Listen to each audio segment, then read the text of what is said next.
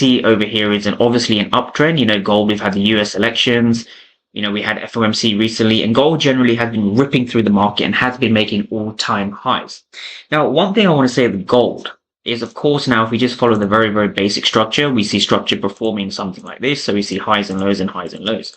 Now with gold, I actually prefer to use the 4-hour time frame. And the reason I prefer to use the 4-hour time frame is because the 4-hour time frame gives us slightly clearer market structure to deal with. So let's understand how I mark out the market structure. So market structure is one of the simplest concepts, one of the most powerful concepts, and one of the most misunderstood concepts. And the reason I say that is because I want people to understand the simplicity of how I mark out market structure. So I'm going to be starting from the bottom left and we're going to go up to the top right. So we have a structural high, structural low. Now we've had a break over here. So this is now the structural high. We had a pullback over here. This is the pullback because this is the lowest area before this high over here has been broken. This high has been broken. So I make the next structural high up here. Structural low.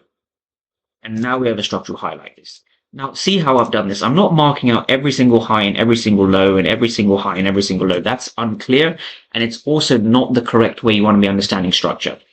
Structure, just like the diagram suggests, you want to be seeing structure do this, right? You want to be seeing healthy corrections followed by bigger pullbacks, healthy corrections followed by pullbacks, healthy corrections followed by pullbacks. And it's the same thing with this market, okay?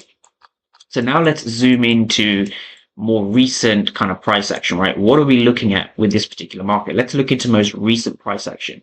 So of course we are bullish on the 4-hour. We have a bullish break of structure. This is very clear to see. We've broken with the body.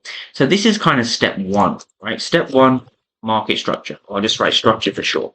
We have our structure that has been very, very clear to understand, and we can see that the market structure is bullish. Right, now we go on to step two. Step two was the dealing range, or I'll just write DRT for short. This is dealing range theory. Now, dealing range uses the Fibonacci tool, and dealing range works hand in hand with the third pillar, right, which is PD arrays.